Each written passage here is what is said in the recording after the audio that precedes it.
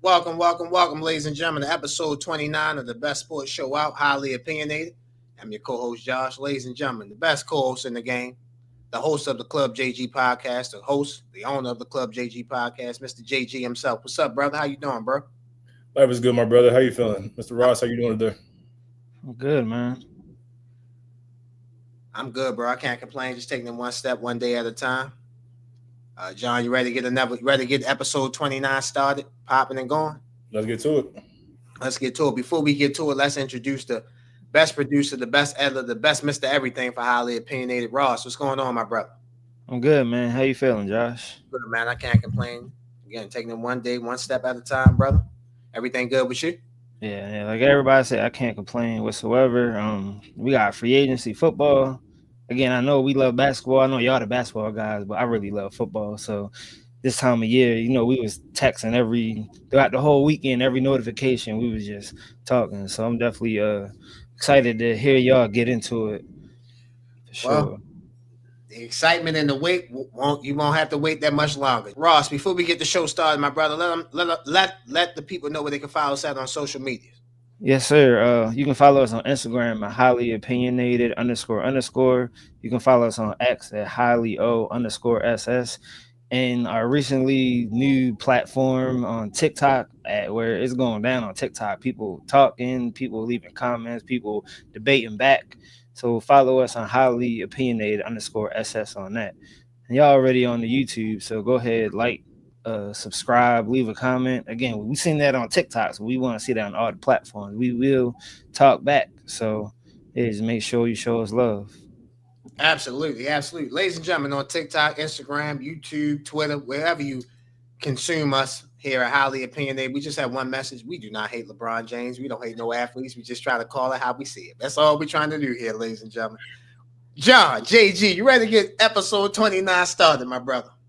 Hell yeah, brother. Let's get into it. Let's get it started. Let's start off with the NFL offseason. NFL free agency has started, my brother. Let's start off with the move. Sam Darnold. 3 years, $100.5 million with the Seattle Seahawks. How you feel about that move? You like it? Don't like it? I don't mind it. Sam Darnold, I thought personally that I thought the Vikings would re-sign him given the season that he had, given the rapport he developed with Justin Jefferson, Jordan Addison, TJ Hockenson. But there is familiarity there with Seattle, according to reports. So it made sense. Sam Darnold wants his own team. He doesn't want to be a bridge quarterback for one JJ McCarthy. All signs point to JJ McCarthy being week one starter for the Minnesota Vikings next year as of right now. So Sam Darnold probably understood that, and he wants to get a chance to be a long-term QB1, and Seattle presents a really good opportunity for him. Now, I think the Seattle Seahawks have a lot of work to do outside of getting Sam Darnold. They got to shore up that offensive line.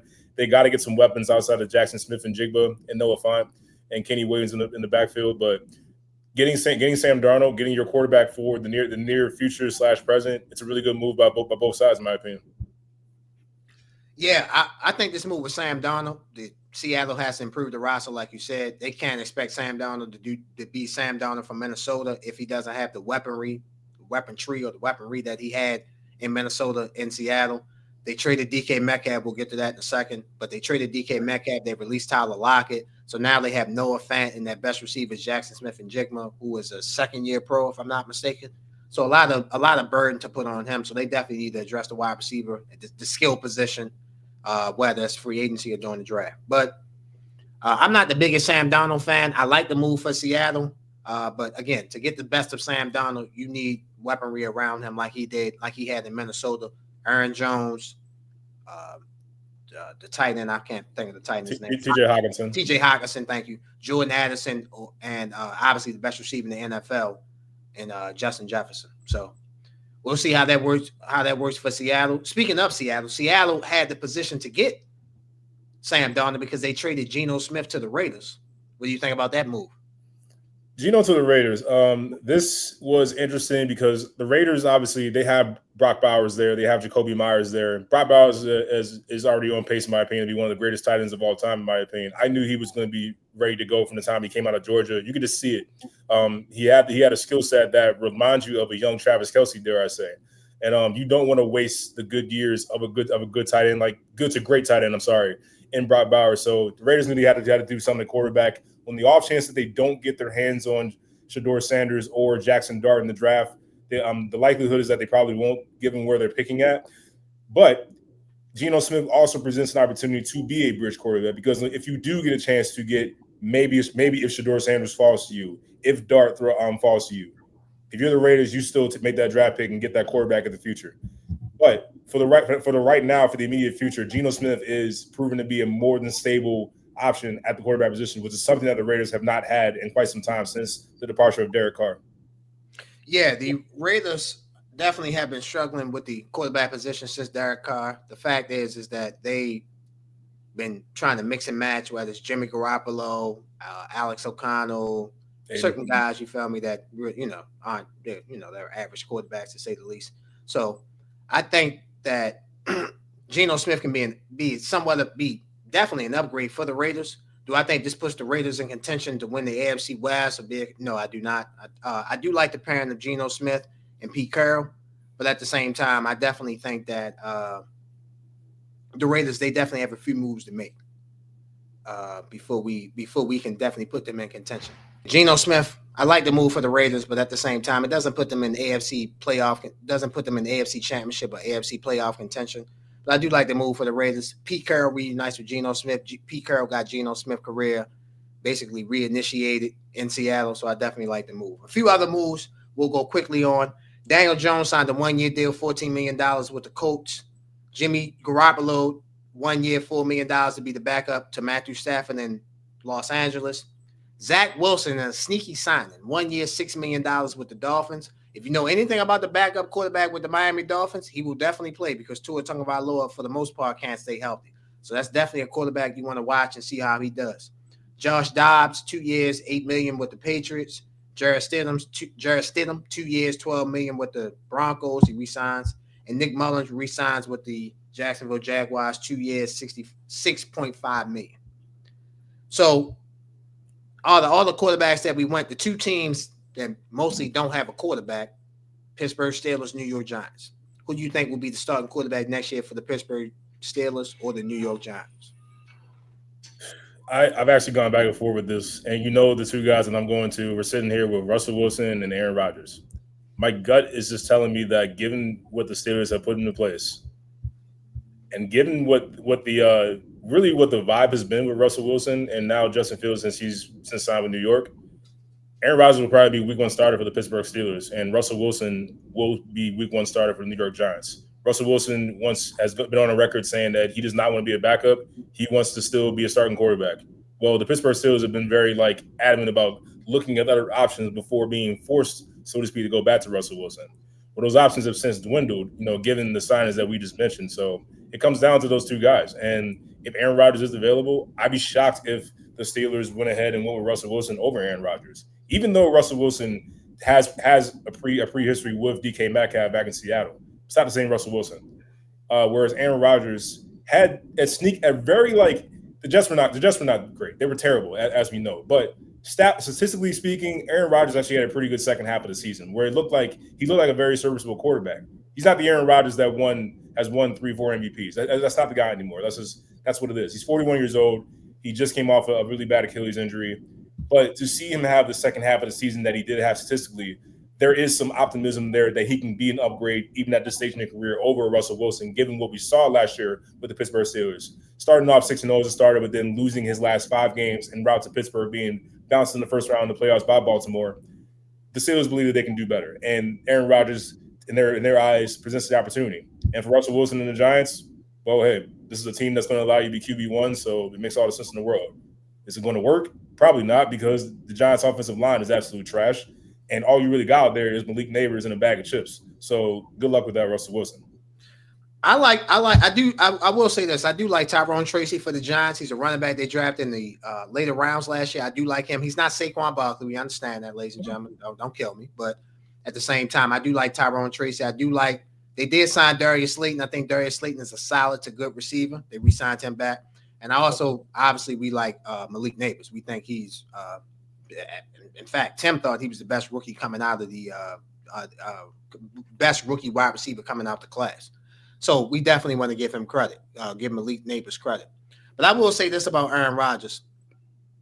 I have a quote for Aaron Rodgers.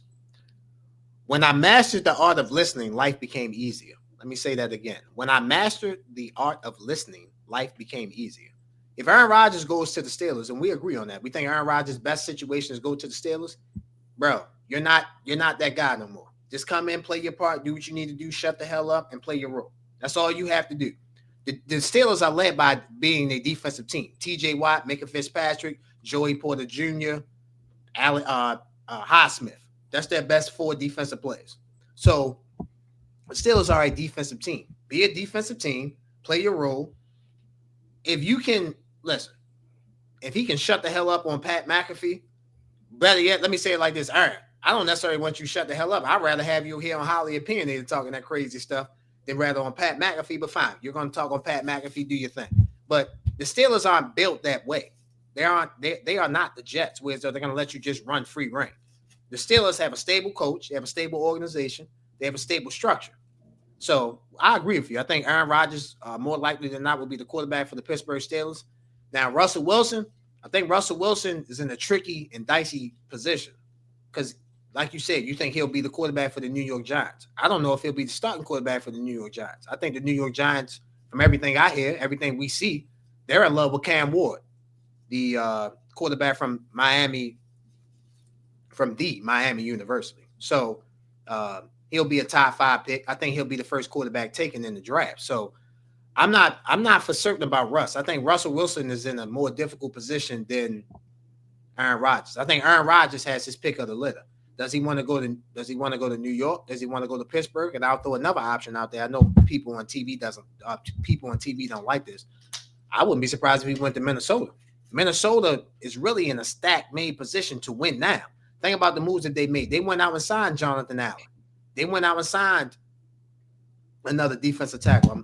Let me pull that up. They went out and signed 2 good defensive tackles. They drafted Dallas Turner in the first round. They got Jonathan Greenyer last year from the Texans. So I think the Vikings, they're in ready to win now mode instead of like, let's see what J.J. McCarthy can do. I think J.J. McCarthy can play, but at the same time, would you rather have Aaron Rodgers or would you rather have J.J. McCarthy? And that's what makes it interesting. Like, are the Vikings sold on their first round draft pick? The signs look promising before he got injured, obviously, but this is why it's possible that this decision could loom into July. Now, by all accounts, it looks like that the decision has come down between the Giants and the Steelers from what I'm hearing, and it looks like it's possible that these 2 teams might give Aaron Rodgers a deadline. So while I am not against him going to the Giants, excuse me. It'd be kind of funny. Is like, he'd be following the Brett Favre path, as we know, yes. going from the Packers to the Jets, to the Vikings. And Brett Favre had one of the best seasons of his career out in Minnesota. Let's not forget about that. Yeah, way back in 2008. But are the Vikings sold on J.J. McCarthy? If the answer is yes, then Rodgers won't be there. If they feel like he still needs time, then it wouldn't totally shock me if they pulled something crazy and got Aaron Rodgers out there just to be that bridge quarterback for him.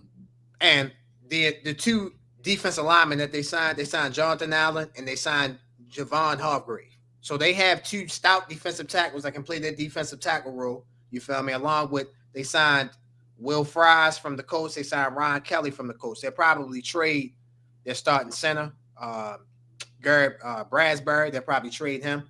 So the Vikings, they used the money that they were going to use with Sam Darnold and try to build the team up. So that's everything that you can do. Let's hit on a couple other free agent moves before we get up out of here. Chris Godwin has decided to re-sign back with the Tampa Bay Buccaneers. Quick thoughts on you. How you feel about that? Yeah, Chris Godwin's a Buccaneer. His been there for his entire career. The community loves him for all the work that he does there. So it's hard to – you don't want to break up that pairing with him and Mike Evans. They've been so reliable and so productive for so many years. You want to try to keep them together as long as you can. So definitely a good signing there for Tampa Bay. No-brainer. Yeah, I love the signing for Tampa Bay. Shout out to them. They re-signed Chris Godwin. They re-signed Ben Bredeson. They also re-signed Anthony Nelson. And they went out and got Hassan Reddick from the New York Jets. So I like that move for the Buccaneers. Also, a couple other moves. Devontae Adams signed with the Rams. Quick thoughts on that. What you think about that? The LA Rams has became the biggest threat to the Philadelphia Eagles in the NFC. I would agree with that assessment, brother. I definitely would. I think the Rams are the second challenge. You can make a case they were the second challenger last year to the Rams, but now you add Devontae Adams.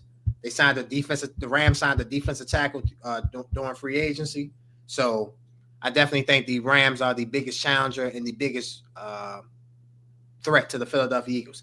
Speaking of the Rams, let's stay in the NFC West. John, you ever heard of a quiet rebuild?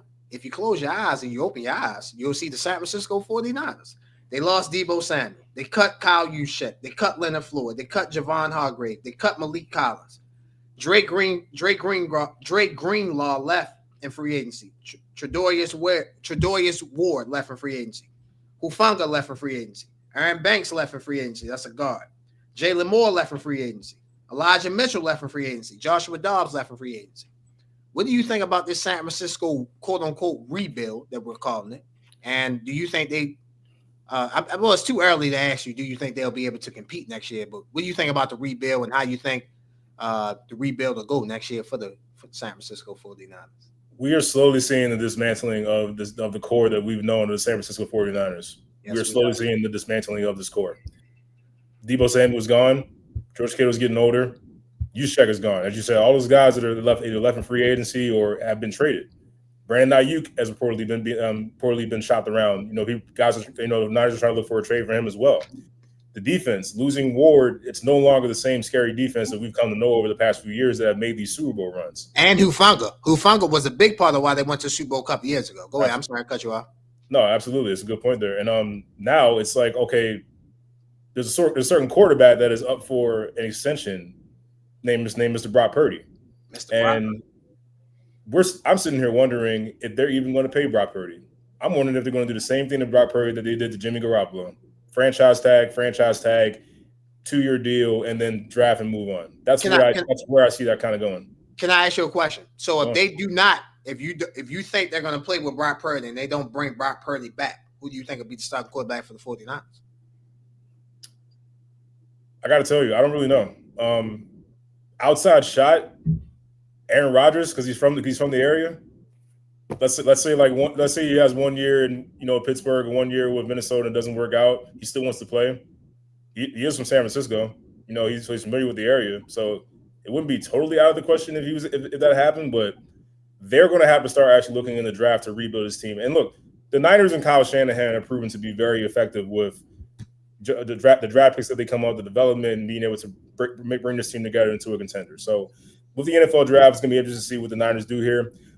If they wind up trading Brandon Ayuk, I can imagine they'll get more picks back for him. But as of right now, just really the core that we've known that has gone to three Super Bowls in this era that we know, even though they've lost all three. The San Francisco 49ers are slowly being dismantled and having to start from scratch in a way because we just don't know what direction they're heading in, given the players that they've lost. Yeah, no, they definitely lost a lot of key guys, a lot of defensive guys. 11 of the 22 starters from that Super Bowl, from the team that played Kansas City in the Super Bowl 2 years ago, they are no longer on the team. So I definitely think that they're definitely being dismantled. But that just shows you how great the 49ers and the Eagles, and we'll get to them in a second, how good they drafted. Whereas though people want the players that they have, people want the commodities that they have. So when you draft well, when players are playing well, think about this. Drake Greenlaw got to deal with the Broncos. He just came back. He got a messed up knee. They still signed him. In fact, let me put this out here. I wanted Tampa Bay to sign Drake Greenlaw. I thought that would be the perfect linebacker to pair with Levante David. Levante David could teach Drake Greenlaw some things that he doesn't know. You feel me? But Drake Greenlaw still got to deal. Hufanga came back from a knee injury. He got to deal with the Broncos. So the 49ers definitely know how to draft well. Same thing with the Eagles. Both teams know how to draft well. That's why they've been you can make a case, the two best teams in the NFC for the past couple years. Speaking of the Philadelphia Eagles are going through the same thing that the San Francisco 49ers are going through. They lost Josh Sweat. They lost Milton Williams. They lost Isaiah Rodgers. Darius Slay is expected to be cut. James Bradbury is expected to be cut. CJ Gardner-Johnson got traded to the Houston Texans. So what do you think the Eagles will do with the moves and the loss of people that they have? What do you think they'll do? I'm not worried at all about the Philadelphia Eagles. They have the best GM in football who understands talent and understands how to develop. Howie Roseman knows what he's doing. I'm not in the least. If I'm a Philadelphia Eagles fan, I'm not worried at all about the pieces that I lost. You've got Cooper DeJean, who was a star in the Super Bowl just now that you won. You still got Jordan Davis and Jalen Carter in that front seven, so they will wreak havoc in that front seven. Make no mistake about it. You signed back Zach Bond, who was a revelation for you this past season. Just an unbelievable season at the linebacker position, and you still got your defense is intact. You got Blankenship back there still holding it down as a veteran for that young secondary. And the offense is going to look like what we just saw. A.J. Brown is still there. Devontae Smith's still there. That offensive line is very much still intact. And you still got the ultimate game breaker in Saquon Barkley. So that offense will be fine. Jalen Hurts will continue to steer the ship in the right way as he's continued to do. There should be little to no worry with Eagles fans. I agree 100%. Howie Roseman is the best GM in the NFL. He drafts best player available, not for need. You saw that with Jalen Carley. You saw that with Nolan Smith. You saw that with a plethora of guys that the Eagles drafted. The Eagles should not be doubted. They have Howie Roseman, like we said, and as long as you have Howie Roseman, you definitely have a chance to improve your roster. Couple other quick NFL free agency moves before we get up out of here. Najee Harris agreed to a 1-year deal up to $9.25 million with the Chargers. Chase Young re-signed with the Saints, 3 years, $51 million. Deal could be up to $57 million. The 49ers cut Kyle Juszczyk, so we'll see what he did. The Ravens re-signed Patrick Ricard to a 1-year deal. We already mentioned the Broncos signed Dre Greenlaw. He connects with Hufanga from the San Francisco 49ers. The Cowboys. Let's talk about the Cowboys quickly. They signed a 1-year deal for Javonte Williams. They also signed Solomon Thomas to a nice deal. Ron Kelly signs with the Vikings. 2 years, $12 million deal.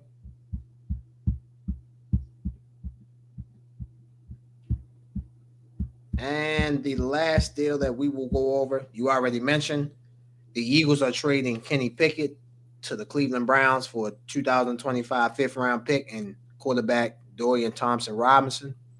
As a member of the AFC North, you're a Ravens fan, of course, my brother. How you feel about the Eagles? How you feel about the Browns getting Kenny Pickett? Man, look, I tell you, bro, like Cleveland, one thing about Cleveland, they will put a smile on your face and they will stay consistent. Let me tell you.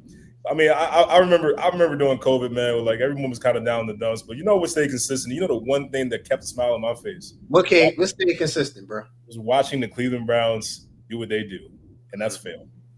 Cleveland, I love you. You stay consistent at all times. Myles Garrett, I almost feel bad for you, but I really don't because you had a chance to leave and be a championship contender. You chose to go back to this dumpster fire, so enjoy the benefits of being a part of this because you come back with, hey, we're going to solve the quarterback position. We're going to solve that. Let's go trade for Kenny Pickett because he's better than Dorian Thompson-Robinson. Is that really saying a whole lot? Not saying nothing. Not saying nothing. Is that it's good old Cleveland just doing what they do, just putting a smile on my face and making my day. That's what they do. As you said in the group chat, Cleveland will be Cleveland. So we'll just leave it at that. I'm not sold on the Kenny Pickett move. I think the Cleveland Browns will definitely be looking for quarterbacks and definitely looking for different options to play quarterback. So one more before the last one before we get up out of here. The Washington Commanders, they definitely made moves. They traded for Laramie Tunsil. They traded for Deebo Samuel. They signed Javon Kinlaw. They re-signed Bobby Wagner. They re-signed Zach Ertz. They re-signed John Bates. I have a quick question. So it's kind of weird to ask you, do you think the Commanders will be better than last year because they went to the NFC Championship game?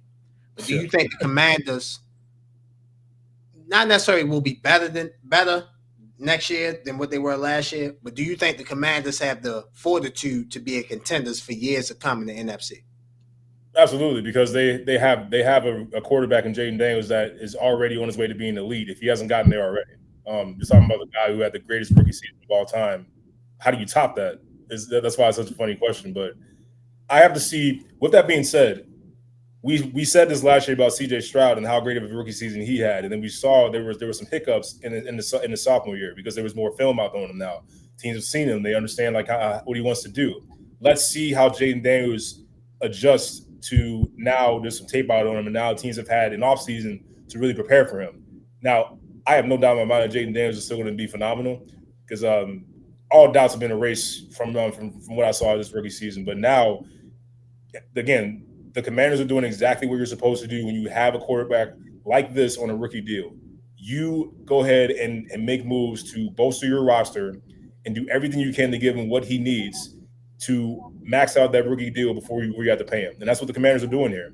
They got help in the run game with Deebo Samuel, even though he's a wide receiver. We know he lines up in the running back position. They understand that Jaden Daniels cannot lead this team in rushing along with passing, or because they want to keep him out there. They want to keep him upright, keep him injury free. So you shore up that offensive line, getting Laramie Tunsil to protect his blind side. You bolster that running game. You get weapons like again Deebo to pair with Terry McLaurin, and you re-sign Zach Ertz, a veteran tight end who understands how to play with Jaden Daniels. They have a rapport there. That last year, when people always say like a rookie quarterback's best friend is a running game and also a good tight end. Well, they have both of those. So now you work on that and you continue to build on what you have here. Now it remains to be seen like where the Commanders still stack up when it comes to the Philadelphia Eagles. As of right now, I still think the Eagles are a better team. DC's going to go out there and prove it. But again, a lot of this is going to center around young Jaden Daniels and how he adjusts to what it looks like in year two. Yeah, I agree. I think the Commanders, and I've been saying this because I thought this about the Texans last year. I thought the Commanders would take a step back. I thought the Texans would take a step back last year. I think the Commanders take a step back this year. But I do like the signs that they signed. They're definitely going all in. They understand they have a franchise quarterback, and they're definitely willing to invest and definitely try to, maximize his greatness. So I definitely do think the Commanders will be a playoff team. I just don't think they'll be in the NFC Championship game next year. Ladies and gentlemen, you're watching Highly Opinionated. We'll be right back.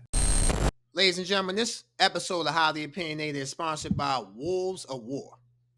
In some of the episodes, you can see my co-host and Ross wearing a brand called Wolves of War. Wolves of War is our first sponsor, ladies and gentlemen, and we are so thankful to have those guys sponsoring Highly Opinionated. Thank you very much. The actual meaning of Wolves of War is that it represents having a strong path behind you through the battles of life. With the right people behind you, you can get through anything. You guys see the link for Wolves of War? Make sure you guys click on the link, shop, great apparels, t-shirts, sweatsuits, whatever you want, they have. Once again, Wolves of War. Make sure you guys go shop.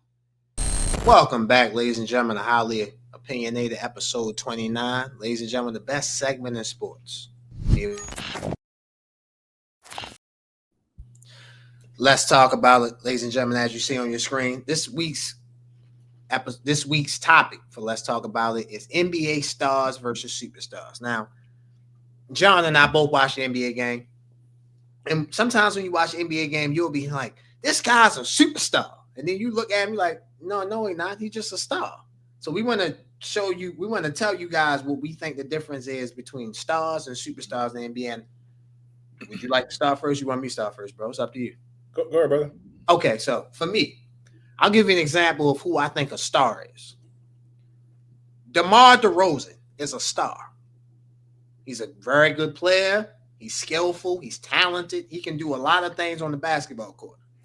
But he's not Kevin Durant. He's not LeBron James. He's not Luka Doncic. He's not them.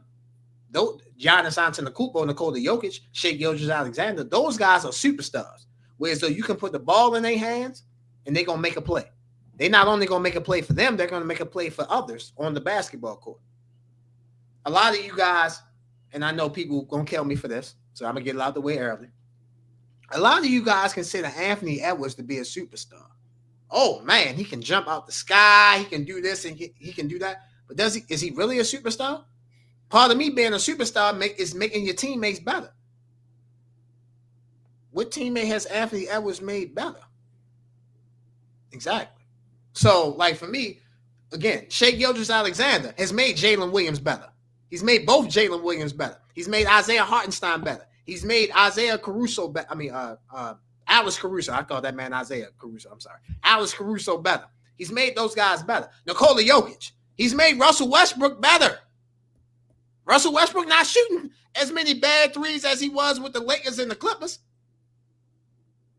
He's made Aaron Gordon better. He's made Jamal Murray better. That's a superstar. Jason Tatum. Jason Tatum to me is a superstar. He's a quiet superstar, like Ryan said. We had Ryan on a couple weeks ago. Ryan said Jason Tatum a dog, and I believe that. Jason Tatum is a dog, but he also makes others better. The Peyton Pritchards, the Sam Hausers. He's made them better. There's a lot of guys who you guys consider to be superstars. Anthony Edwards, Donovan Mitchell. They're not superstars. They're stars. They're very good players, but they're not superstars. Now, I will say, Donovan Mitchell, you have a chance to show me that you're a superstar. If you lead your team to a championship, I got to shut the hell up. You're a superstar. But a lot of these other guys that you guys consider to be superstars, they're nice players. They put on a great highlight tape and they'll wow you. But to be a superstar, you have to have 5 facets of the game, in my opinion. Offense, defense, make your teammates better,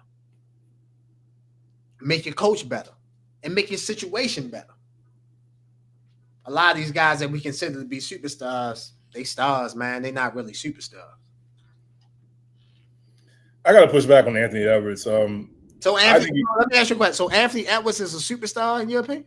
I think he is, because look, what you define as a superstar is valid. I understand that you need a guy that's going to make your team better, but I saw a different, and he's obviously not there anymore, but I saw a different Karl Anthony Towns with Minnesota when Anthony Edwards was there. Now I know that they underachieved a little bit in that playoff run they had, but Karl Anthony Towns didn't look as soft as he normally does. Now I've been on the record saying that Karl Anthony Towns is one of the softest star players in my opinion, but Anthony Edwards is box office. You know, I'll put on my New York accent, box office, because like, look, you're paying a ticket to go see this guy play. Yes. When he comes to your town, you want to go see that guy.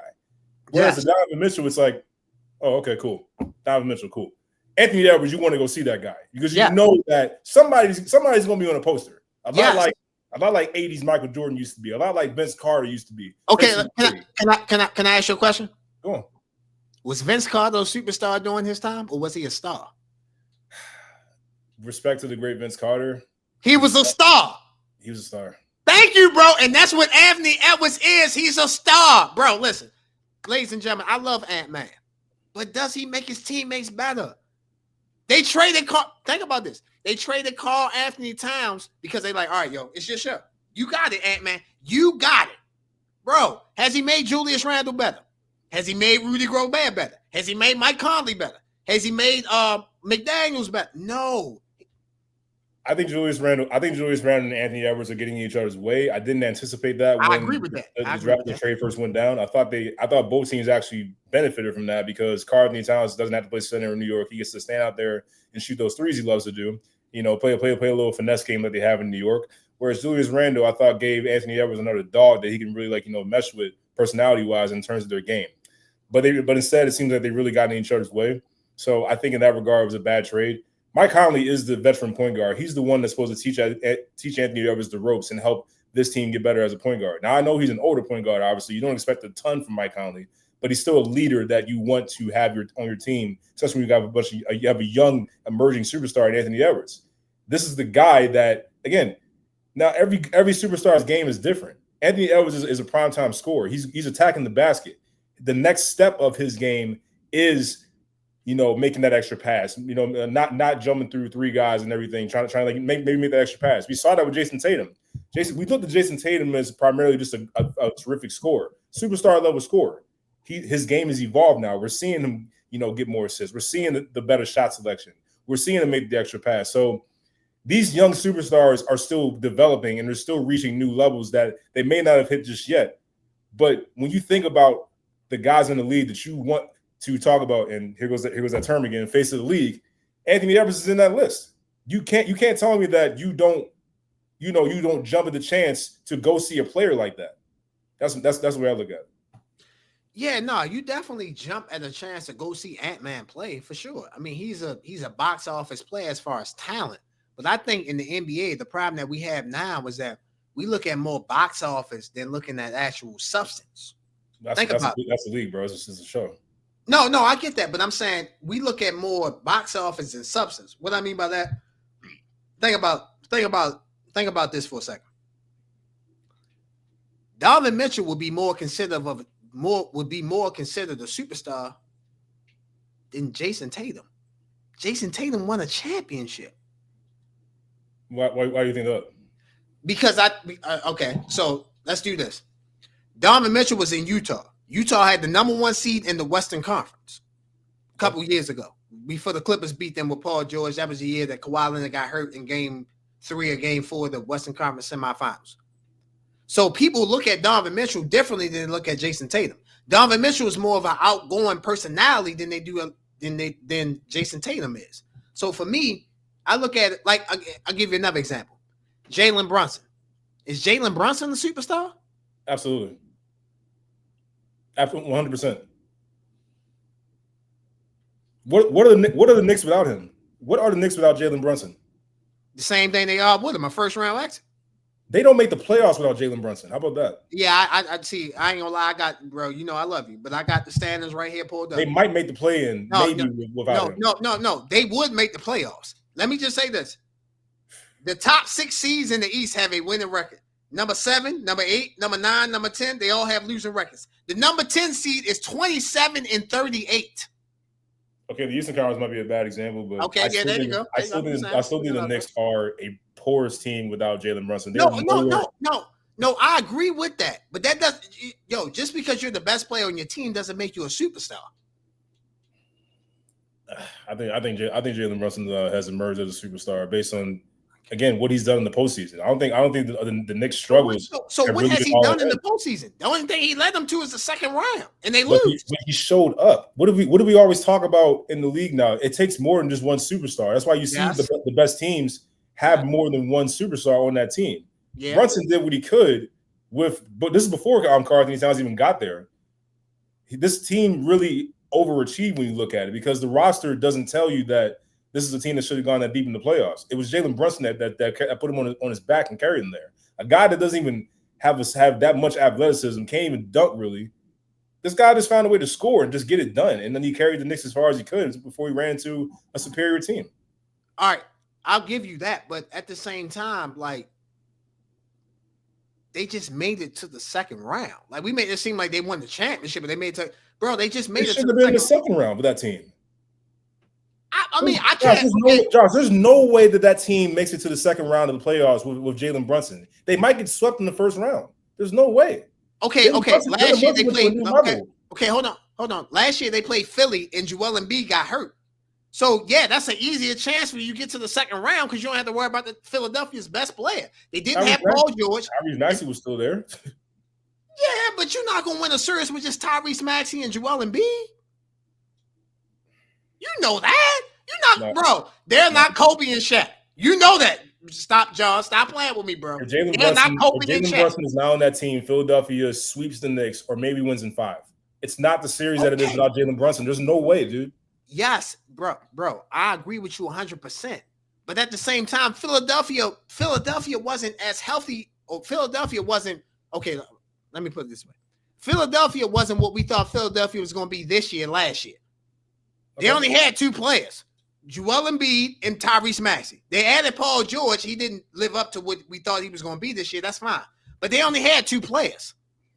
But they still had a serviceable team that would have taken out the Knicks easily if Jalen Brunson wasn't there. Jalen Brunson, that's what a superstar does. They go above and beyond. They force multiply with what's around them and overachieves. That's what they do. We talk this guy again, LeBron James. I'm going to compliment him. How about that? We're going to compliment him. Yes.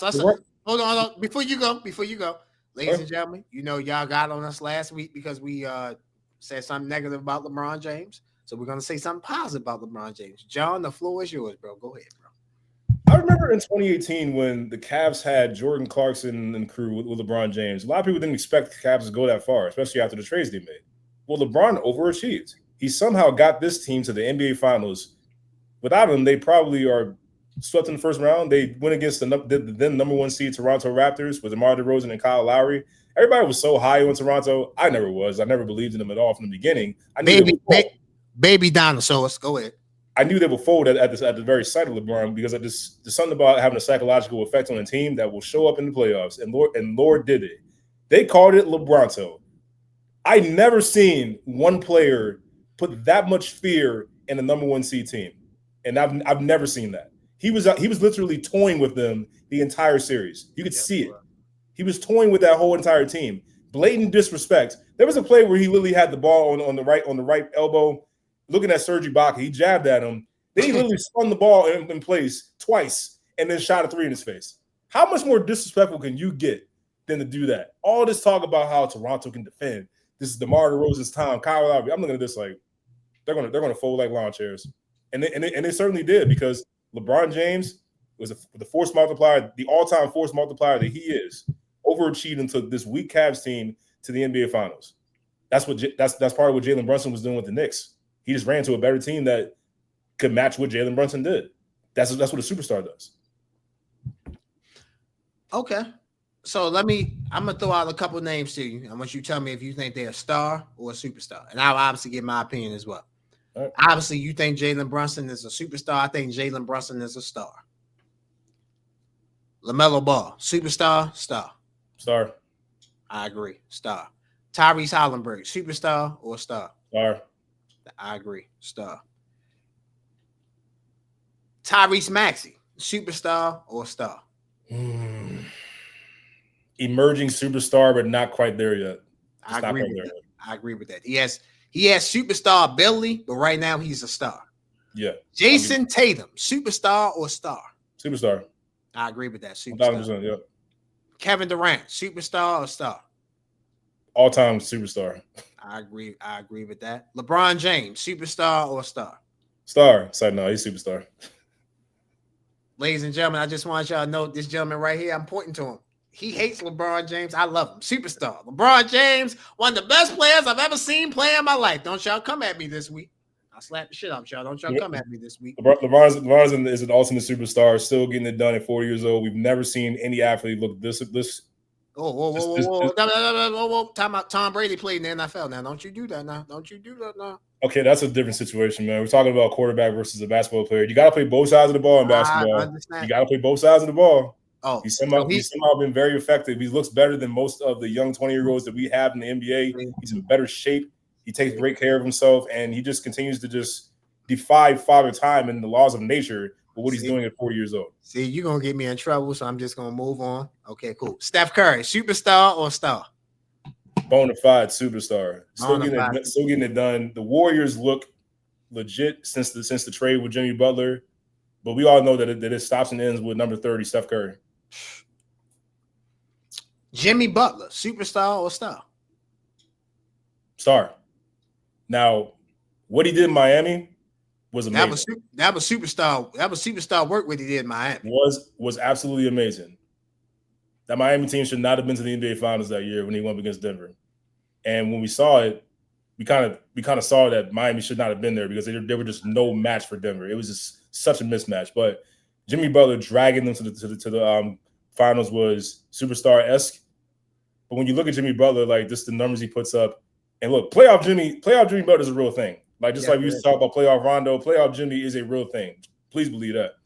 But when you look at him in the regular season and what he does, his teams are always kind of average, just like scratching the playoffs, or maybe they got to go through the play-in. Just getting in there. Yeah, they got to go through the play-in just to make the playoffs and everything. Miami just kind of like hovers around during the Jimmy Butler era.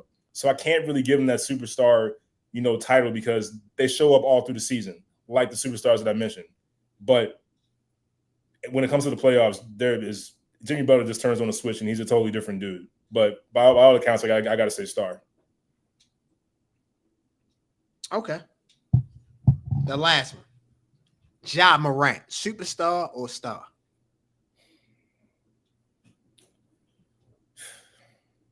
I'm going to say superstar for this reason. Okay. Memphis was not watchable without Ja Morant. Mm-hmm. Even though they have really good players that play the right way and try to play hard, Ja Morant is the reason why we watch Memphis. Ja Morant is the reason why we think Memphis has a chance in the Western Conference for years to come. He's a guy that can just absolutely just take the momentum in his own hands. He's got the ability to take the momentum in his own hands and take over a game, and he has the ability to absolutely lose it. That's a lot of power for one player, and for a player to have that kind of power, that tells me you're a superstar. I've seen moments multiple times. Is it up and down, especially the past couple of years? Yes. We know what Ja Morant went through the past few off seasons with the stupidity that he was displaying quite frankly. But when he's on the court and when he's healthy, that guy changes the game automatically when he's out there. He reminds you of what Russell Westbrook was. He reminds you of Allen Iverson, but with crazy athleticism. That's what he reminds me when he's out there. So when you think of Allen Iverson, you think of a guy that you talk about a force multiplier with what he had all time with what AI did in that playoff run getting to the NBA Finals. But again, Ja Morant has it in him, but it's just a little inconsistent. So I'm going to say superstar for that reason, but I would understand why you would feel like he may not be a superstar at this moment. Damn, bro, you read my mind out here? Okay, so I think he's a star. He's Anthony Edwards. So for me, I look at Anthony Edwards and Ja Morant in the same situation. They're both immature. Anthony Edwards was immature to say that he didn't want to be the face of the league. That was stupid. If you felt that way, keep that between you and your circle. Don't share that to the public. Ja Morant, the stupidity, the young and dumb and stupid things that he's done. You feel me? Like, you're not a superstar yet if you still out here pointing lasers at people. Like, you're not a superstar. So I look at Anthony Edwards and Ja Morant in the same situation. If they mature and can grow into being that, then yeah, they could be superstars because they'll have a little bit more gravitas. They'll have a little bit more maturity underneath their belt to show that they're superstars. They have superstar games, but they don't have superstar mentalities. They don't have superstar approaches. And for me, a superstar, again, like I said earlier, it's about your game, but it's also about your approach. And if your approach isn't right, how good can you be a superstar? So for me, Anthony Edwards, Ja Morant, they're both stars. They're not superstars. They have superstar abilities, but not stars. They need to grow up. They need to mature. They need to work on their game. Anthony Edwards, work on your game. Make other teammates better. Ja Morant, work on your game. Work on your shot. Bro, work on your shot. If you work on your shot, then you got superstar ability. But, I mean, yeah, you can get to the basket and fall to the rim. Yeah, fall down to the ground. That's fine. But how long can you do that? You can't do that consistently. So, Anthony Edwards, Ja Morant, you guys have superstar abilities. But the way you play and the way you think, you're stars. And until you improve that'll be, in my opinion, where you can be a superstar. I think these guys have time to do that. They're still very young players, and they have time to grow and develop in that. For Ja Morant, I think he's been through enough to kind of realize, hey, look, this can be taken away. Let's figure this out and start taking the game up here as opposed to with your ability. I agree with that. Ladies and gentlemen, you're watching Highly Opinionated. We'll take a quick break. We'll be right back. Ladies and gentlemen, this episode of Highly Opinionated is brought to you by Edibly Airy. Enjoy the heightened experience of THC edibles in a whole new way. At Edibly Airy, our freeze-dry edibles available in 100 milligram, 200 milligram, 300 milligram, 400 milligram will give you the buzz you crave with a flavor you won't forget. Available in 3 different flavors: watermelon sunset, tropical fruit, and berry. To place orders, please visit the website at ediblyairy.com. While you're there at ediblyairy.com, use a promotion code. You guys see the promotion code on the screen? $ Highly Airy, $. Again, $ Highly Airy, $ for 20% off your first purchase. Follow us on IG at Edibly Airy for new product releases and monthly hookups. Must be 21 and over to purchase. Edibly Airy, the best freeze-dry edibles out. Go shop. Welcome back, ladies and gentlemen, to Highly Opinionated. Ladies and gentlemen, one of the best additions to the show other than the co-host right here is my man Dylan. Dylan, it's your floor, bro. Take it over. What's up, guys? Josh, Jon, welcome back. Whoa, what a crazy 313 fight card we had. I enjoyed every single bit of it besides the pay-per-view not letting us get it for the first 2 fights, but luckily we had our ways. Prelims were crazy on that card. Not crazy knockouts, submissions. Was enjoying it from the first fight like I always am, so if you guys weren't, you should have. Prelims were crazy, but main card was my favorite. The first fight on it, Green versus Ruffy. Whoa, spinning heel kick to the head. Bobby Green out cold. Did not see it coming. Hands down Bobby Green, though, with the spinning high heel kick right to the dome. He didn't even see it coming, but that's how Bobby Green is. You got the hands down Bobby Green. What do you expect when something's coming that fast and that quick right to your head? Good night, Bobby Green. King Green got a KO and knocked out. 38 years old, 50-some fights or something like that. I don't think he should be doing it anymore, but I'm sure he is because crazy fighter. He's had some crazy KOs in his time, but still, Ruffy with the KO, and that was nasty. That started that main card off great. Lemos versus Lucindo. Crazy fight also. Unanimous decision, but Lemos got that win. I think I called Lemos to win that also. She doesn't want to lose. She's going for the belt. She's ranked number 5 right now. After this win, she may go up. Not sure how these new rankings are going with the UFC. They said they had some new people stepping in to do all the behind-the-scenes stuff because the rankings have been messed up forever. Lemos, number 5, beating Lucindo with number 7. Definitely move her up in it. Get her something. She'll be top 3 fighting for the belt soon. Congrats to her. Third fight on the main card, Jalen Turner versus Ignacio. Ooh, called this one also. Jalen Turner, he lost. He got a submission in the first round with a neck. I believe it was a neck triangle. And Ignacio is good. I believe he's part of them fighting nerds, and he is ready. That is my guy right there. Good for him. So I think I called that one also. Ignacio, quick too. I think it was 2 minutes and 29 seconds in the first round. I knew he was going to take that. Good for him. So Ignacio, sick. Wish it would have went a little longer because they both love the scrap. Jalen Turner says he retired after that fight also. Not sure if he actually did, if the UFC talked behind and said, Dana said something about that he was going to try and keep him in there because he knows Jalen Turner should not retire. He's had a couple losses, I think, back-to-back actually, but he's still young. He's like 28 years old, actually. I don't think he should retire. Give it a couple more years, maybe take a year off and train, enjoy yourself, and get back out after that. But that was a crazy loss at not even halfway through the first round of that. So good job, Ignacio. Looking forward to his next fight. Keep an eye out for him. Co-main event, Justin Gaethje versus Fiziev. Fight of the night. My guy. Told you we can't count Gaethje out. Came off a KO against Holloway a couple months ago at a big UFC event, and you just can't count him out. The guy is a stone-cold heavy hitter, doesn't give up. Chin was tested last fight against Max Holloway, but you get knocked down, you get back up again, and Gaethje got back up again and proved that he is ready to fight. That was Fiziev's rematch against him.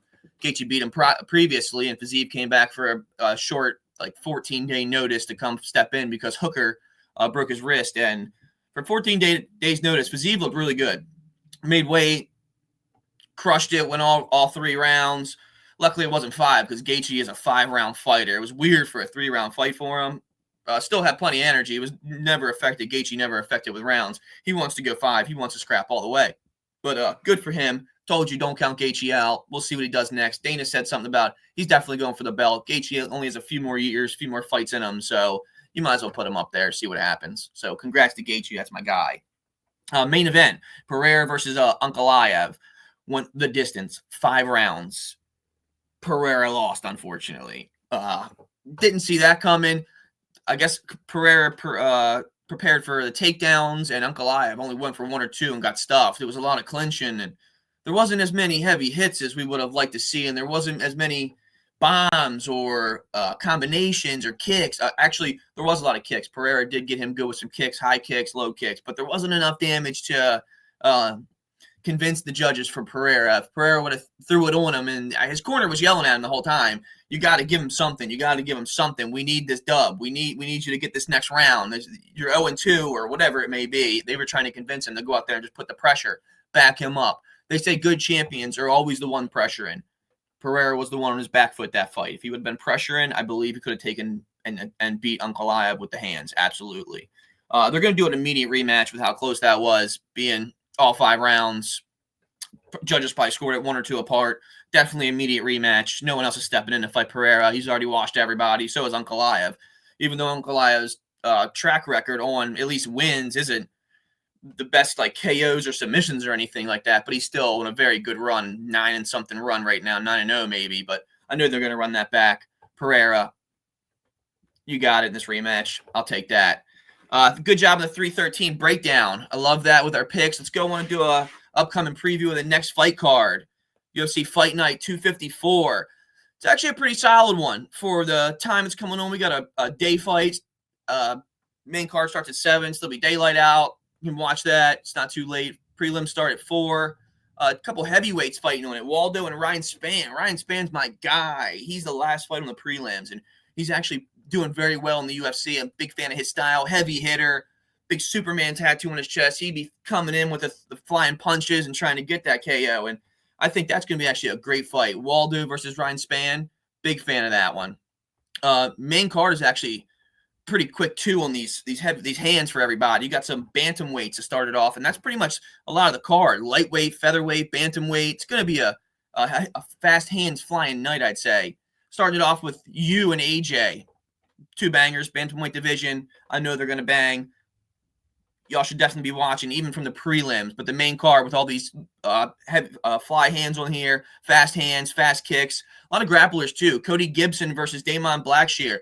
Big fan of Blackshear. Been a fan of him. Taking him on this one all the way. He's good on the ground. He's good on the hands. He's good. It's like in the head.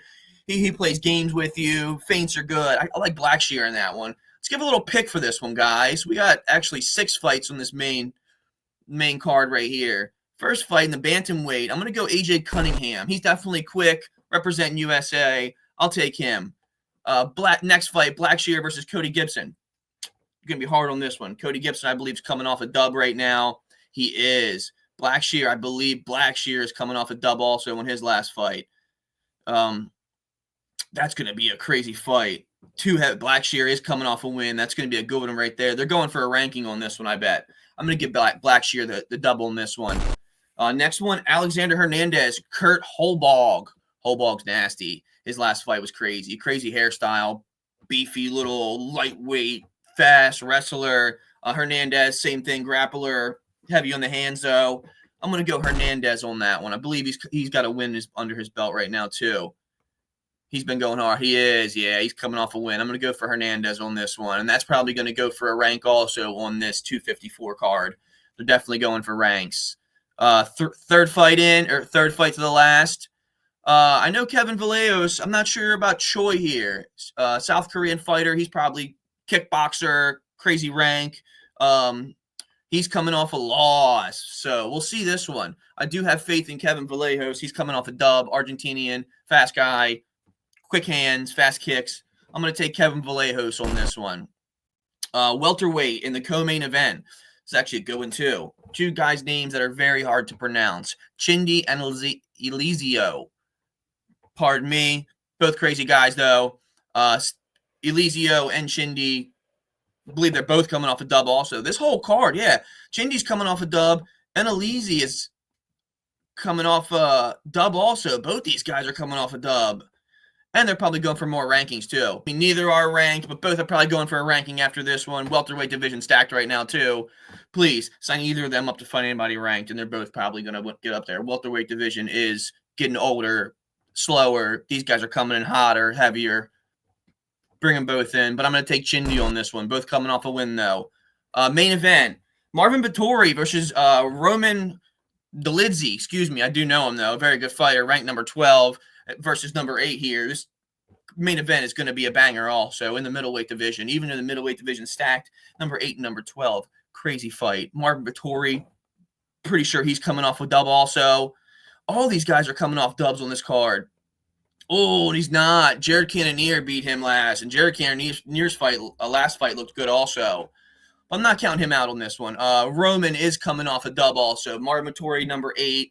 Roman, number 12. I'm going to go with Marvin on this one, though. He's my fan favorite. Probably the odds are in him for this one coming up. So let's go with Marvin on that one. That's my 254 breakdown. A couple more things going down, though, in the UFC. Tom Aspinall puts out a long video calling Jon Jones out, saying, Jon Jones, we're waiting on you. We're waiting on you. We need the heavyweight fight, whatever it's going to be. Whoever's fighting for this heavyweight belt, we're going to need to see something soon because Jon Jones likes to play these little hiatus games and take a year off. Aspinall's ready. He's been ready. Airy beat him. Jan. Who else deserves to fight for Aspinall besides the belt against Jones or vacate the belt? Give it up and let Aspinall and somebody else fight for it. I'd rather have Aspinall and not Cyril Gane after Jon Jones did the way he did to him. But I'd love to have Tom Aspinall versus Alexander Volkov or even Sergey. One of the heavyweights that are still up there and getting dubs right now. heavyweight division has fallen off, though, so you only have a few fighters in that. But come on. I need to see Jon Jones doing something with this belt. Leaked that maybe this summer is going to be Jon Jones Aspinall, and I know Jon Jones only likes to fight in certain places. He wants the big lights. He's either fighting in New York or maybe Vegas for this one if it were to be a crazy fight. Or maybe I don't see him flying across the country to fight for this one, but we need something from him. Aspinall Jones this summer would be crazy. I'd love to see that. Also, this Ilia Topuria moving up in the rankings and vacating that belt. There's still talk about what he's going to do, whether he's going to fight Islam Makhachev and try and fight for the lightweight belt, or I'm not sure what he's going to do on this one. I'd love to see Islam and Ilia fight because both of them, Ilia is crazy fast with the hands, and Islam is not taking a hit and taking you down and keeping you there for 5 rounds. So that'd be a crazy fight. Well, all right, guys, that's my breakdown. It's a little bit of chat. Hope everybody has a good week, and I can't wait to talk next week about this breakdown. Thank you, everybody. Ladies and gentlemen, you just heard the best of highly opinionated Dylan. Dylan, can't wait to have you on for upcoming UFC unboxing events. Moving on, you're the best in the game, bro. John, let's move on to college basketball as we end the show. This week, the big boys start their conference tournaments. As you can see on the screen, you guys will see the SEC, the Big 12, the ACC, and the Big 10. Starting off with the SEC tournament, John. The number 1 seed is Auburn. The number 2 seed is Florida. The number 3 seed is Alabama. The number 4 seed is Tennessee. How do you think the SEC tournament will go out? This has been the best conference in all of college basketball the entire season. This might be the most unpredictable conference tournaments, because there's just so many good teams that are capable of beating anybody in here, and that includes number 1 seed Auburn. They've ended the regular season losing 2 straight. Some people may not look too much into that, but I think that's just a testament to how deep this league really is. So it's up in the air for me. I still am going to go with Auburn to come out on top of that, but it wouldn't shock me at all if Auburn did get knocked out before even reaching the championship in that tournament. That's just how good this conference has been. Yeah, again, you got number 1 Auburn, number 2 Florida, number 3 Alabama, number 4 Tennessee. Think about the lower seeds you have in this tournament. Texas A&M as a 5 seed, Missouri as a number 7 seed, Kentucky as a number 6 seed, Arkansas as a number 9 seed. The SEC, like you said, brother, has been the best conference all year. Can't wait to watch. Can't wait to see who will be the SEC champion. Can't wait to see the SEC championship matchup. If I had to make sorry to cut you off, Josh, but I think one of those bottom seeds will make the semifinals in the SEC tournament. The ones I do too, and I ain't gonna lie. I think it's either gonna be Arkansas or Vanderbilt. I think Arkansas, the way Arkansas is playing at the end of the season, John Calipari's got those boys playing, got those boys fighting hard. They understand that the SEC tournament could propel them to the NCAA tournament. So I definitely think one of those lower tier seeds will definitely make it to the semifinals. But I ain't gonna lie. We both watched the Saturday game, the overtime game with Auburn and Alabama. I would not mind seeing that to be the championship game of the SEC. Of course. Ladies and gentlemen, let's move forward to the next conference. We have the ACC tournament. Ladies and gentlemen, you guys know I'm a Duke fan, so I think Duke should handle business in this tournament. But I will say I'm paying attention to the number 5 seed, North Carolina. In order for North Carolina, in my opinion, to get to the NCAA tournament, they have to win the ACC tournament. So that means they have to beat the winner of Notre Dame and Pittsburgh, which that winner was Notre Dame. So Notre Dame will play North Carolina. North Carolina has to win that game. They also have to beat Wake Forest, and I think they have to beat Duke on Friday night in the semifinals just to get to the NCAA tournament. This is the most landslide tournament of all the conferences. We went from the most unpredictable to the most predictable. Duke will win easily. There's no threat in the ACC. There hasn't been a threat all season long. Duke will skate their way to another ACC tournament championship. There's no threat. North Carolina, your point is very valid. They've got to go deep in the ACC tournament, maybe even win it to have a chance. They're currently in the first 4 out behind Boise State. That's not a position you want to be in at this point in the season for sure. So Carolina's got to have to go on a magical run here. They can't afford to lose anymore, quite frankly. They've got to have a NCAA tournament mindset going forward. You know, everything is one and done, or you're going home. But don't think it's going to happen against Duke. Like I said, Duke will win easily. The ACC has not been a challenge for them all season long, and it will continue. Yeah, that's the one question I have for my Duke Blue Devils. They haven't had a tough game all season, and in the NCAA tournament, inevitably, you will have a tough game, whether it could be in the Sweet 16, the Elite 8, National Championship, etc., or Final Four, National Championship, etc. So I definitely want to see. Duke has not answered that question yet. The last time they were in tough games, they lost. We'll just leave it at that. So I would definitely like to see Duke in tough games. But again, my view for this is trying to figure out a ways for North Carolina to get into the tournament. I'm an ACC fan.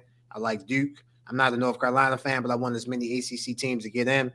And the only way for North Carolina to get in, they have to beat Wake Forest in the quarterfinals. They have to beat Duke in the semifinals. And in my opinion, they have to win the ACC championship just to get along, just to get into the NCAA tournament. Next is the Big 12. Big 12, you have the number 1 overall seed is Houston. The number 2 overall seed is Texas Tech. The number 3 overall seed is Arizona. The number 4 overall seed is BYU.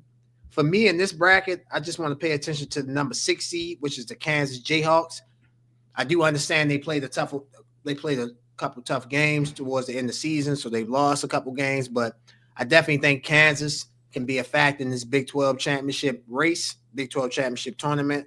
So out of all the lower seeds, I think Kansas at the number 6 seed, they're in the best position to win the Big 12 championship. That's a great point there. You can't count out Bill Self, and especially at this time of year in the Big 12 tournament. This guy knows all the teams inside and out. He's a proven coach. He's a champion. He understands what it takes at this time of year. Kansas has been very disappointing as we've seen. We've never seen the Bill Self team quite look like this one. They really fell out. They fell out of the rankings. They nearly nosedived out of the rankings towards the end of the year. They have just not been the team that we expected throughout the regular season. But the postseason brings for unpredictability, and sometimes you see familiar faces even in different positions. That's the Kansas Jayhawks. Even though they're the number 6 seed, you cannot rule them out. It wouldn't shock me if they got back to the Big 12 championship in this tournament. But I think Houston has been so dominant in this conference. Somebody's going to have to show me that they're the better team for me to believe that the Houston Cougars are going to get knocked out. They have absolutely dominated the Big 12, including Kansas, and somebody's going to have to show me before I believe anyone's going to knock them off. My sleeper in the Big 12 tournament is the BYU Cougars. I love how they're playing at the end of the season. They've got hot at the end of the season. If the bracket goes the way they're supposed to, they would play Houston in the semifinals on Friday. So my sleeper is BYU. I love how they're playing. I love their guard play. I love their big man play. So I think BYU could definitely be a sleeper in that Big 12 tournament. The last conference tournament of the main 4 conferences, my brother, you know this conference very, very well. The Big 10. Your Maryland Terrapins are the number 2 seed. Michigan State is the number 1 seed. Michigan is the number 3 seed. UCLA is the number 4 seed. It's very easy to ask you who you think will win the Big 10. So we're not going to ask you that. We'll ask you, how far do you think your Maryland Terrapins will go in the Big 10 tournament? Yeah, as you know, I have a little experience and a little time in the Big 10. It's a fun conference. It's one of the best in the country by far. It showed it again this year. Michigan State is going to be tough. They've just Tom Izzo is amazing in March, especially in the postseason. The guy's a Hall of Fame coach for a reason. I think a collision course is underway with the Terps and Michigan State in the Big 10 championship game. I am not ready to pick who my champion is yet because I really got to make sure. I got to see how Maryland looks like after this layoff. You can tell the discipline of a team by how great and how disciplined they are after a layoff like this. These top 4 teams have a double bye. While it may seem good for rest, there's a downside to that. You see that teams come out rusty. While as a team that's been playing, they've got momentum, they got rhythm going on. So it's going to be interesting how Coach Kevin Willard keeps the Terps, engaged and keep the rhythm going with the long layoff that they have. We're just going to see how locked in they are. I believe they are locked in. This team is on a mission. I've seen them up close enough now where it's like I've seen the starting 5 for Maryland. We talked about this before. This is one of the best in the country. It's underrated in my opinion. My concerns for the bench have gotten better. Guys like Jay Young, Jordan Geronimo, they come off the bench, and they've been tremendous on the defensive side of the ball, especially. And they just, they continue to contribute. So if that continues, this Maryland Terps team can go farther than people already think. And I think they've already overachieved. I think I said in the beginning of the year that this Terps team is going to surprise some people. I wouldn't necessarily done thinking that they would do this, but I thought they would surprise some people. And the secret's out. The Maryland Terrapins are a legit contender for a national championship, in my opinion. But the discipline, how elite you are as a team, it starts with how you respond to a long layoff like this. But my pick for the Big Ten championship, I believe the Maryland Terrapins and the Michigan State Spartans are in for a collision course. I can't knock you on that. The number 1, number 2 seeds. I'll give a seed that's a lower seed. I like Illinois. I watched Illinois play Duke. They got blown out by 40, but Illinois was missing a few players in that game. I expect those players to come back. So I would love to see Maryland and Illinois play in the quarterfinals. Semifinals will be on Saturday. The quarterfinals will be on Friday. I would love to see that game and see how that game would match out. But for me, I think Michigan State will win the Big Ten tournament. I think they've been the best team by far in the Big Ten, whether you look at Michigan, Maryland, even though they beat Maryland on a half-court shot. I still feel like they've been the best team, UCLA, et cetera. So I feel like Michigan State, and ladies and gentlemen, the great John Rothstein, he works for CBS Sports. He has a great thought process. January, February, March, Izzo. And that's really what it is. March has become Tom Izzo's month. He finds a way to get his team to the Sweet 16, the Elite 8, or Final Four, or even the national championship. And I expect that Michigan State team to do the same this year. So, again, Michigan State, Maryland, they're the number 1, number 2 seeds. Michigan, number 3, number 4 seed. But my sleeper in this Big Ten tournament is Illinois. I do like what they have to offer. I do think they'll get some healthy players back, and they can contend in the Big Ten tournament. That's a good point. I understand Illinois. My sleeper in the Big Ten tournament is Ohio State. A team that is one of the bubble teams in the NCAA tournament. I think they're in the last 4 in right now. Yes. I think that team has some juice left in them, like to maybe win a couple of games in March to solidify that spot in the NCAA tournament. They're in a bad position in the Carolina Tar Heels, in my opinion, because they've had some big wins. One of them against Maryland. This amazing. Thornton made a crazy great shot down the stretch to win it in overtime. But this Ohio State team has a lot of grit. They have the ability to definitely surprise people. If you're not ready to play, they will make you pay for it. So I think Ohio State should be a sleeper at the 11th seed to pay attention to as well. Ohio State can shoot and they can play defense. And if you can do those 2 things, you have a chance to win any and every game. So I definitely agree with you. Ohio State, just to FYI, Ohio State's first round matchup, they play Ohio State's the number 10 seed in the Big Ten. They played number 14 seed USC. So, and if Ohio State wins that game, they'll play my surprise team, which would be Illinois. So that could be a battle right then and there. You never know who could win. All Big Ten games are in Indianapolis at the Indiana Pacers Arena. So we'll find out very soon who will win the ACC, the Big Ten, the Big East, the SEC. Those are main 5 conferences. Ladies and gentlemen, before we get out of here on Highly Opinionated episode 29, we got breaking news. DeAndre Hopkins has reached a 1-year agreement, $5 million deal that can get to $6 million with the Baltimore Ravens. My compadre has his hand over his face. So, John, what do you think about the move for DeAndre Hopkins to sign with the Baltimore Ravens? You know what, man? I love DeAndre Hopkins. I've been a fan of his for a long time. Yes. He's a good player. He's a great player. He's a Hall of Fame player. He'll be in the Hall of Fame one day. Yes, he will. This is not the DeAndre Hopkins that is a Hall of Famer right now. In his prime, this is DeAndre Hopkins towards the end of his career. But this is what the Ravens do. This is what they do. They find these great players that were once upon a time amazing in all world, and they catch them when they have 1 more year left in the league, maybe 2. It just from Dez Bryant to Deshaun Jackson to freaking DeAndre Hopkins, the list goes on. In 2020, the Ravens signed Dez Bryant when he was done. He should have been in the league. Deshaun Jackson, I was a fan of his when he was in Philadelphia. Huge fan. By the time he signed to the Ravens, he didn't make it 5 games because he should have been there to begin with. DK Metcalf is out there. Devontae Adams is out there. Cooper Kupp is out there. And we signed DeAndre Hopkins. Amari Cooper's out there. Even Amari Cooper, but we signed again. DeAndre Hopkins is a Hall of Famer. He's phenomenal. He was. He's not that guy anymore. He's just not. Why? Why can't you do what your rivals do in your own division? Go get a primetime receiver like DK Metcalf. He's right there for you. They wasn't living 5 years, 150 million, bro. You know that. Figure it out. Trade Mark Andrews, trade picks. Figure it out. Your arch rival can't get their hands on a guy like DK Metcalf in your division. You already got to deal with Jamar Chase and T. Higgins in Cincinnati. Now you got to deal with Pickens and Metcalf. And who do you have to answer for that? Zay Flowers. I love him. Zay Flowers is a great player. First drafted wide receiver in the history of the franchise. That's saying a lot.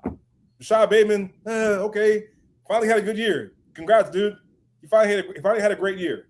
You shut me up to a degree. I didn't believe in you. I still have trepidations. Nelson Aguilar, and now DeAndre. Can I ask you a question? So I was talking to a friend earlier. He's a Ravens fan, and I told him I thought the Ravens should have went after Tyler Lockett because Tyler Lockett is better than Nelson Aguilar. And I feel like Tyler Lockett can be a solid number 3 receiver for you guys. There's a reason why Tyler Lockett still isn't signed, bro. He's done. He's done. We're on the last leg, bro. At this point, I'm surprised we didn't take a flyer out on Tyler Lockett. Hey, Ravens, are you going to reach out to Terrell Owens next? Are you going to reach out to Ocho Cinco and get him off a nightcap with Shannon Sharp? Are you going to get those guys next? I heard they're available. Terrell Owens is still in very good shape. I don't know if you saw him during NBA All-Star weekend back in February. He looked pretty damn good in shape. Yeah, maybe you should take a flyer out on him because we love to sign from the freaking retirement home. Let's get him out of the wheelchair and see what he's got. After all, we went after Des Bryant, Deshaun Jackson, and all these guys that once upon a time were great. We might as well go ahead and dig into the archives. Go see what Ray Lewis is up to. Go see what Torrey Smith is up to. This is what pisses me off about this team so much.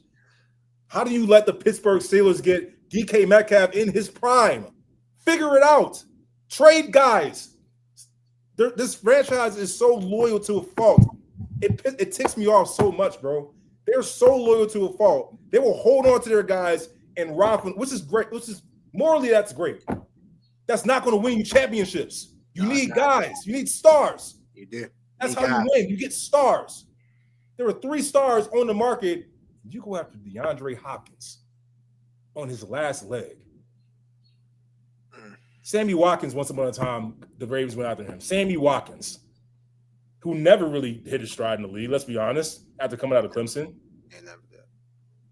This is what Lamar Jackson has had to work with his entire career. But you know who gets all the blame? Lamar Jackson. No, he didn't get it done. What did Lamar do? Look at what the hell he has to deal with. He's never had a superstar on wide receiver on his roster ever. Zay Flowers, maybe. That's it. He's thrown to freaking has-beens, old dudes. Or unproven guys. Guys, when Rashad Bateman went down in the playoffs, do you know who Lamar had to throw to? Name me who Lamar had to throw to in that playoff game after Rashad Bateman got hurt. I mean, don't name a tight end. I know. So Dez Walker, Tylan Wallace, guys like that. Tez Walker, Anthony Miller, and Tylan. Anthony Miller, yes. I forgot about him. Anthony Miller, yes. Of course you forgot about him. Who knows who he is? That's my point. No one knows who these guys are. Hey, I laughed about Cleveland being consistent. The Ravens are consistent. They will go after old receivers past their prime. Come on, brother. We know you got another year in you. Come on to Baltimore, baby. You got a lot more to give. The only old player that they managed to even get good play out of, I'll say 2 guys. Anquan Bolden. Yes, Anquan Bolden. And Steve Smith Sr. Yeah. They rarely get good play out of these guys, but we found out that Steve Smith Sr. had a lot of incentives in the locker room to play well. We'll just leave it at that. Well, come on, ladies and gentlemen, we want to thank you guys for watching. Highly Opinionated. Want to thank you guys for watching Highly Opinionated episode 29. Shout out to my man Steve Smith. You a dog, bro. You a beast. You a dog. For the best producer in the game, Ross. The best editor in the game, Ross. For the best co-host in the game, JG. Make sure you guys subscribe and click on Club JG Podcast. I'm merely your co-host, Josh. We will see you guys next week. We out. Shout out to the Ravens for doing the right thing, signing another old head. Steve Smith, you a beast. You a dog.